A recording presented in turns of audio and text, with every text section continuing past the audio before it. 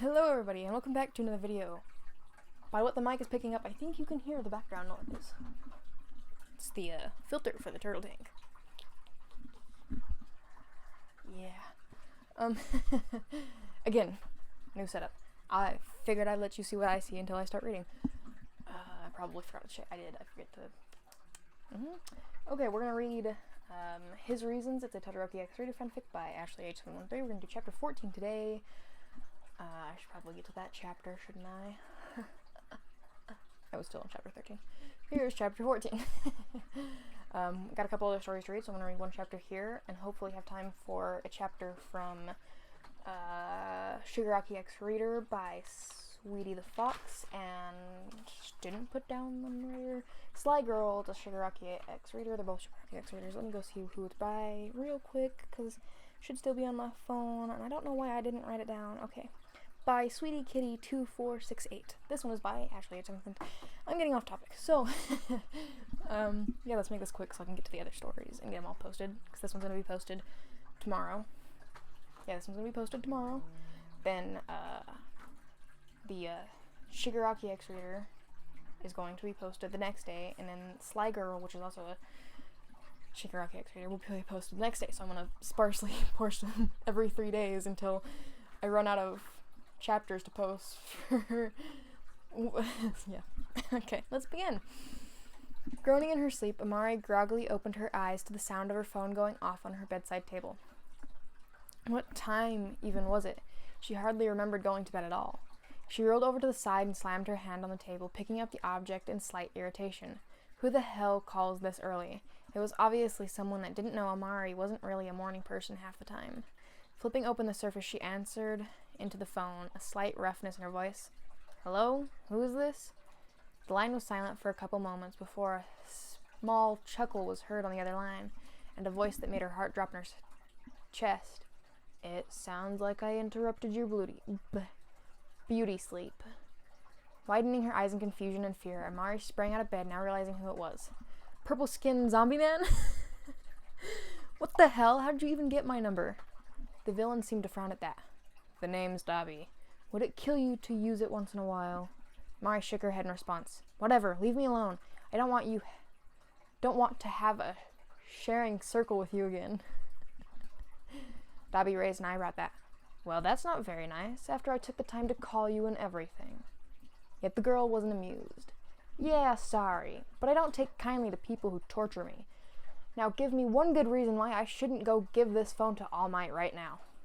Standing up from bed, Amari began to do just that, putting on her shoes when Dobby replied, All right, it would be a shame if something happened to your dearest brother. Amari froze at that. Oh, so you're blackmailing me? Is that it? He couldn't help but laugh at her choice of words. I'm a villain, sweetheart. It's kind of what I do. She felt her skin crawl at her pet name, shivering a tiny bit. I'd like to see you try to get to Katsuki. I'll kill you before that happens. Once again, though, Dobby was only amused.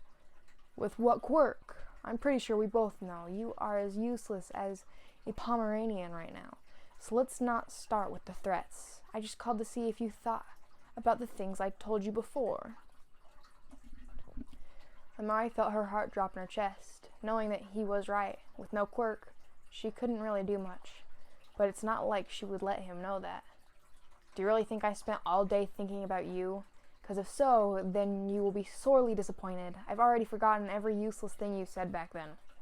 This seemed to make Dobby frown, his voice dropping an octave lower to show he was serious. I wonder about that. I bet you can't help but think about it, knowing that I'm right. I mean, look at you. Shunned from society, painted as a villain, rejected by your loved ones, just like I was. It's like looking in a mirror.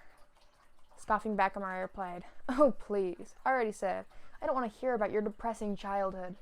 We are nothing alike, so don't even start with that. Also, you don't know anything. Katsuki hasn't rejected me.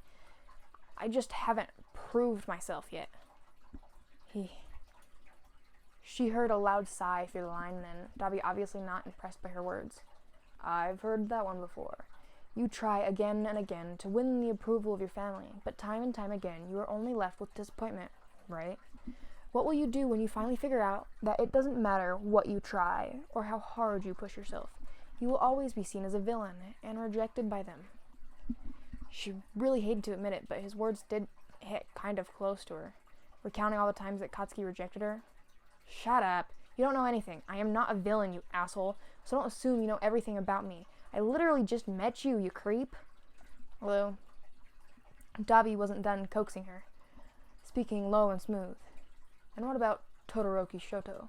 All he wants to be is #1 hero, right? What will you do when you realize that you are only an obstacle in his way? That in order for him to achieve his goal, he can't be in a relationship with a villain. What will you do then? How strong is your love, Bakugo? Would you let him go for the sake of his goal? Amari's eyes widened at this, already having enough of this man. What was he even saying? That was impossible. She wasn't a villain. You know what? Screw you. Why are you so obsessed with Shoto and me anyways? He was surprised. She was surprised when the villain was silent then, taking a couple moments before replying. No reason. I just wanted to make sure you realize where your place is in all of this. You remind me of myself, so I want to help you. Teach you the things I wish I knew back then. Listening to his insane words, Amari couldn't help but be curious about what he meant by that. And what would that be? What is my place then, since you seem to know everything? Amari leaned against her wall, only for his voice to cut through like a knife. It's with me. Come with me, and I can show you just how freeing it is to not be tied down by expectations and rejection. The world already thinks of you as a villain. Might as well give them what they want and raise some hell. Taking in his words, Amari blinked a few times in utter shock before shaking her head in disbelief. Are you actually kidding me right now? You think I would just screw being a hero and join you as a villain? Yeah, I don't think so, buddy. I already told you, I'm not a villain.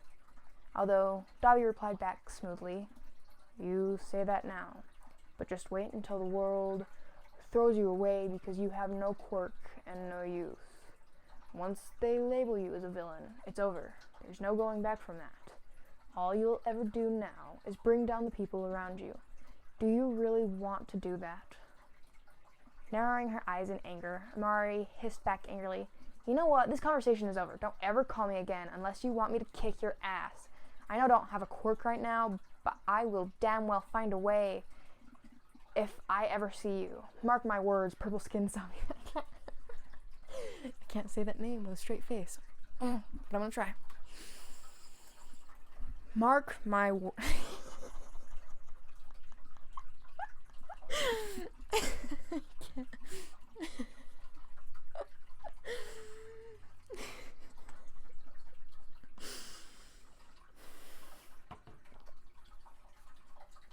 However does she do it? I got this. I can do this. Mark my words.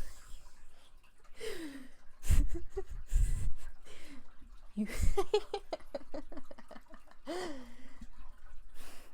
I can do it. You purple-skinned zombie man. I will be a hero, regardless of whatever you think you know. I did it. Sort of. Then she pulled her phone away from her ear before reaching her finger towards the end call button, but not before hearing his voice one final time. Damn. What is... yeah. We'll see. Pushing the button aggressively, Amari then threw her phone onto her bed before letting out a frustrated growl. What was this guy even saying? He didn't know anything about her, that jerk. She hoped she never had to talk to him again.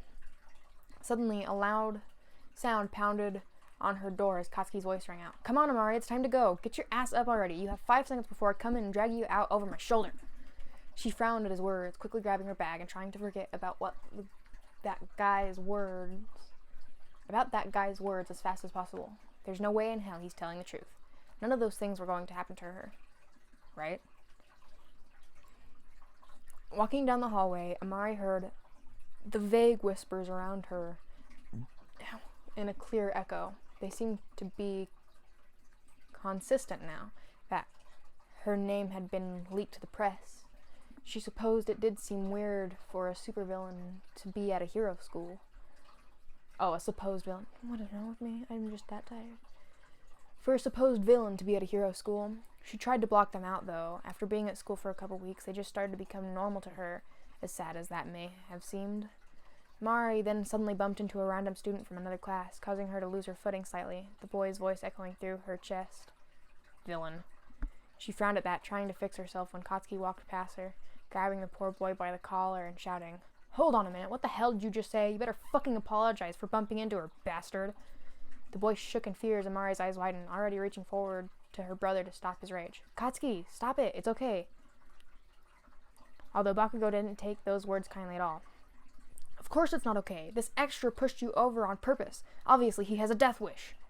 The student wiggled under his grasp, gasping for words all at once, now trying to quell the boy. I'm sorry, okay? Please don't hurt me." Mari's brother stared at the boy for a couple more seconds before letting go and having him fall to the ground in a heavy thud.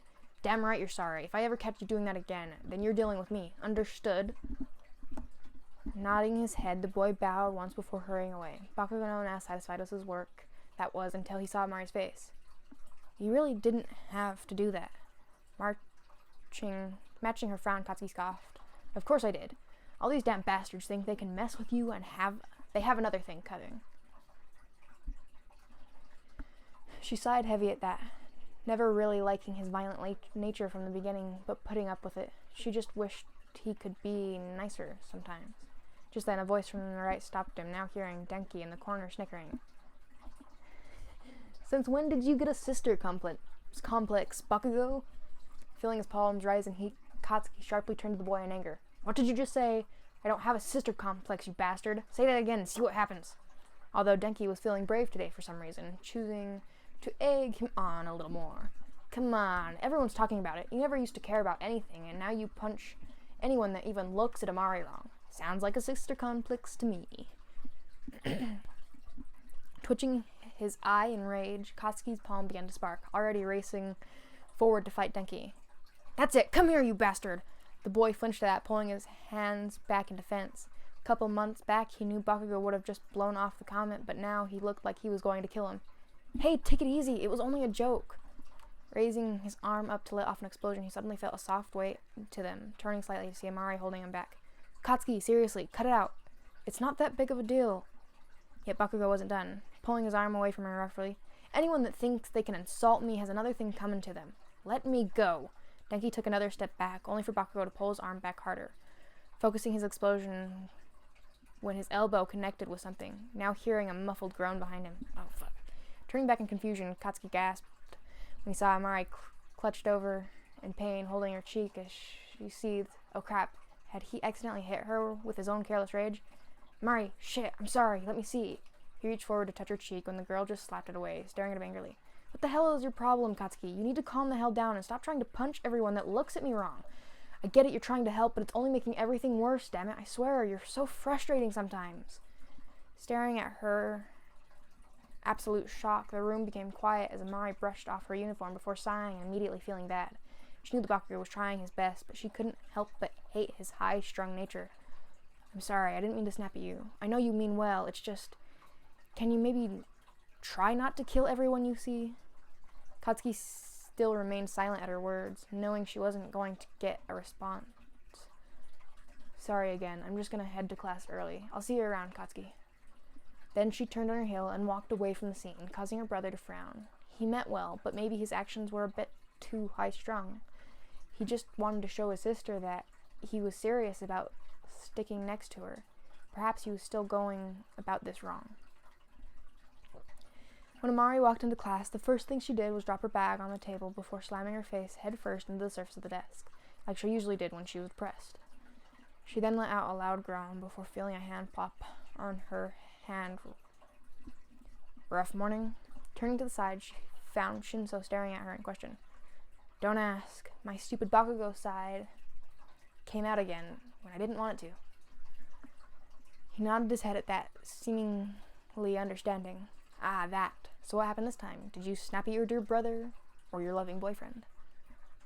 Jeez, I don't think I've ever seen her snap at Todoroki. Frowning back, Amari hated how much he knew her. Brother, he's just so freaking frustrating sometimes. I mean, all I wanted was for him to look at me, but now he won't let me do anything for myself. He's treating me like I'm a baby, like I'm going to drop dead at any second. Shinso listened back, waiting a moment before replying. Honestly, I don't understand how you can deal with him on a daily basis. I was only with him a couple days, and I couldn't take it, so I admire you for that. At least he's trying to be nice. Running back, Amari sighed. Yeah, and I love that he's finally paying attention to me. I just wish it was for the right reasons. This made the boy slightly confused. Right reasons? Nodding back, she began to play with a couple strands of her hair. Remember what I told you back when you found out about my health? I told you that I never wanted Katsuki to know because I already knew how he would react. And it seems I was right all along. He cares for me now just because I'm sick, not because I'm a sister. I never wanted that. Shinso took in her words and felt his eyes sadden all at once. She never wanted her brother to know because she didn't want to use her illness as an excuse for love. It was rather heartbreaking to know she couldn't tell him for so long because of that. Placing his hand on top of her head, the boy replied, smooth and understanding, all while ignoring the heat rise in his face. How do you know that, though? Maybe Bakugo doesn't think about you that way, and you're just building this idea up in your head, thinking he doesn't recognize you for your strengths. I mean, it's hard to ignore how fearless you are. Even I can't deny that.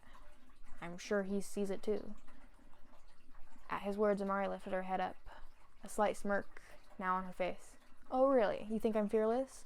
Well, I recall something a bit different when a certain someone told me they were going to crush me at the sports festival. Knowing exactly what she meant, Shinso smirked back before pushing her down playfully. Shut up, it's different now. Even I realize how amazing you are, Amari. Widening her eyes in surprise, Amari somehow felt embarrassed at her first name through his lips. Whoa, look at you laying on the moves. I'm impressed. Just wait until you can use them on that lucky girl or guy. Whatever you're into is cool. I'm not judging.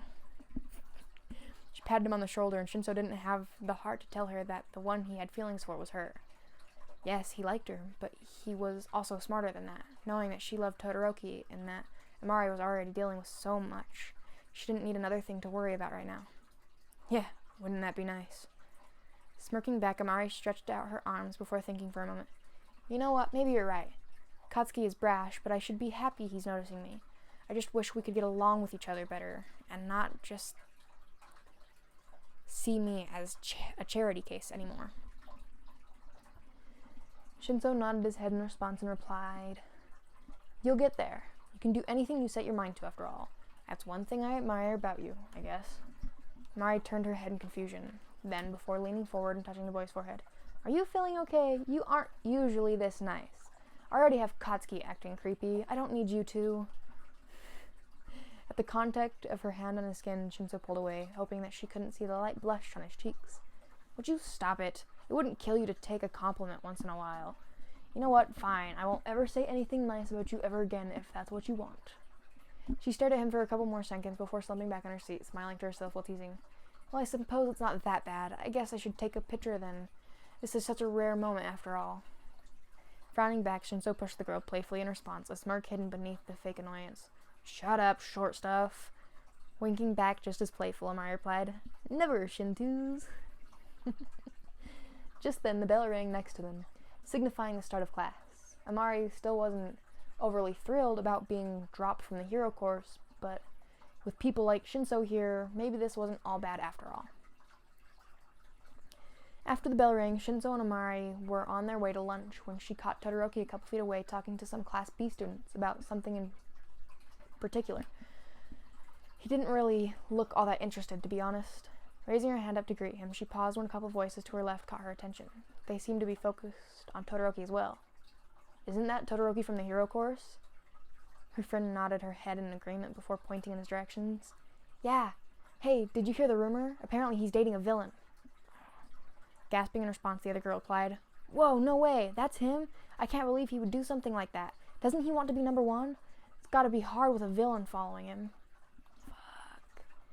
At the girl's words, Amari lowered her hand down slowly, now taking in their thoughtless words all at once. Were all these terrible rumors affecting Todoroki also? She really hoped not. That's not what she wanted for him. Shinso noticed her sullen stance and leaned down, whispering to her, "Are you going to call out to him or just stand there? You better hurry, or those Class B girls are going to think they have a chance." Looking down at her hand, Amari replied, "It's okay, he seems busy. I don't want to disturb." The boy raised an eye at that. "I think you and I both know that's not it at all, so stop lying and tell me the real reasons. Usually you are all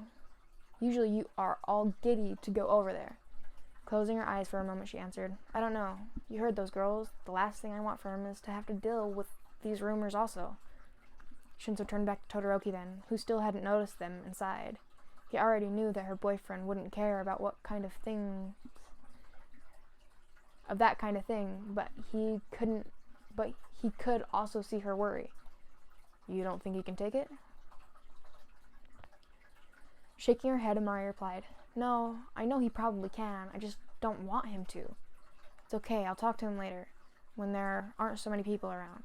I don't want to hinder his progress of being number one with these stupid rumors." Then she turned on her heel and lifted her hand out. "Come on, let's go." As she turned around, though, Todoroki noticed her presence, and the two locked eyes, staring at each other for a moment.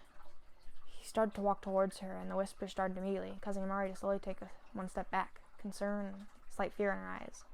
Todoroki stopped, noticing her withdrawn nature, and opened his mouth, only for Amari to turn her back on him. She couldn't talk to him with so many people. They might assume terrible things about him, just like they did with her.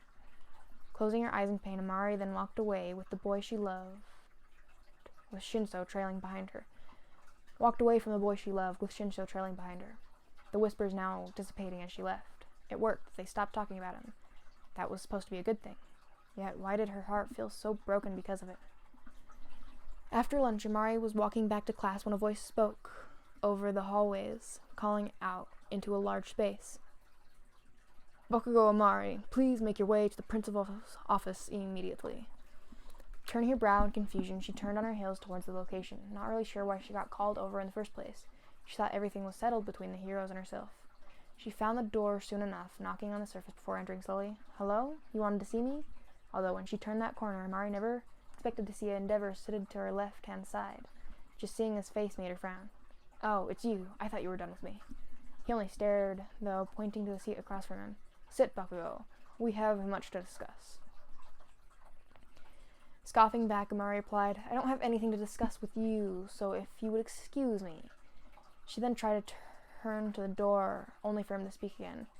"Your manners are just as tasteless as always." This caused her to pause, turning back around to answer sarcastically, "Yeah, and your attitude is just as disgusting as always. Your point?" Frowning back, he pointed to the seat once more. "Sit down, Bakugo. It's about Shoto." She wanted nothing more than to walk out of the room right now, but hearing that he wanted to talk about Todoroki made her pause. What could that bastard possibly want to say to her?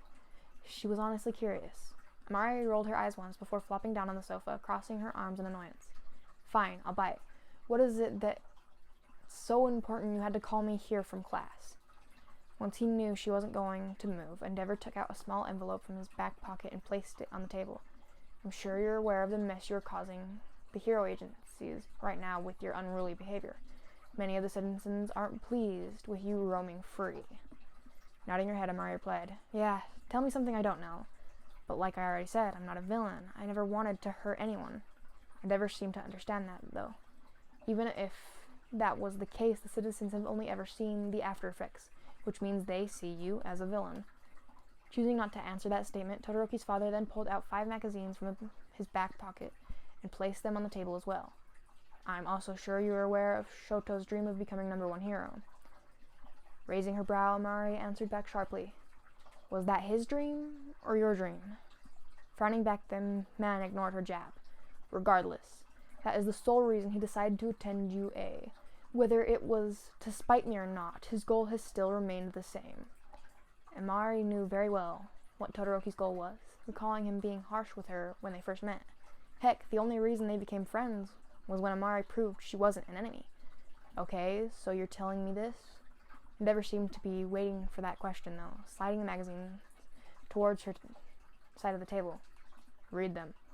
Raising her eyes in confusion, Amari carefully picked up one of the magazines before flipping open the tabbed page and reading.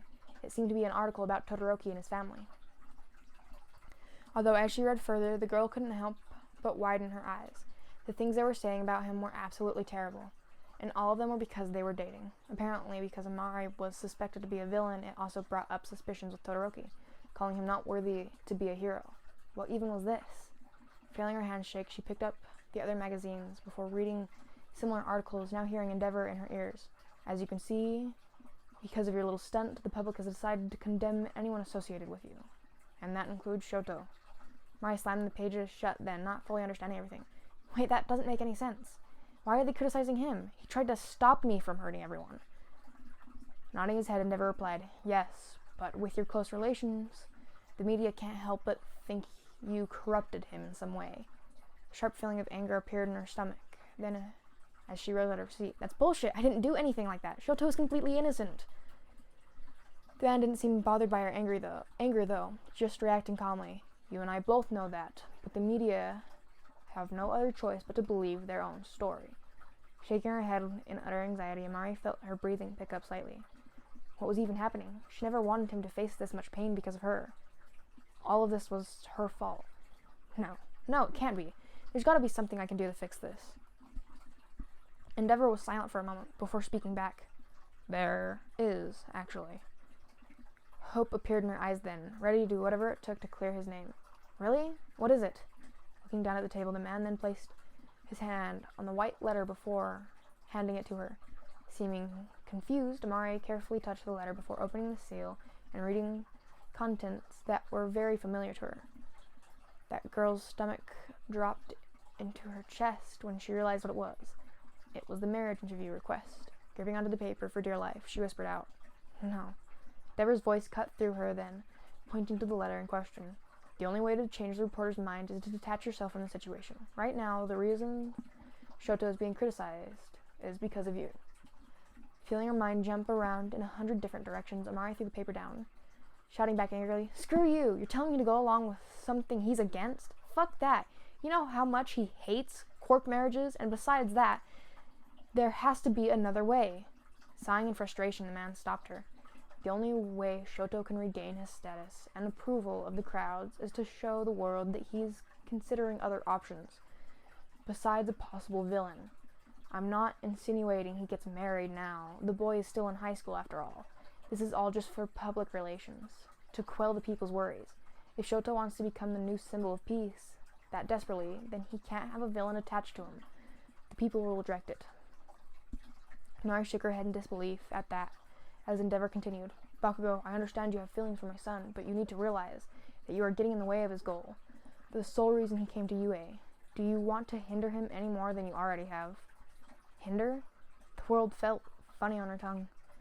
Was that really what she was doing this entire time? Had Todoroki read these terrible articles that she caused?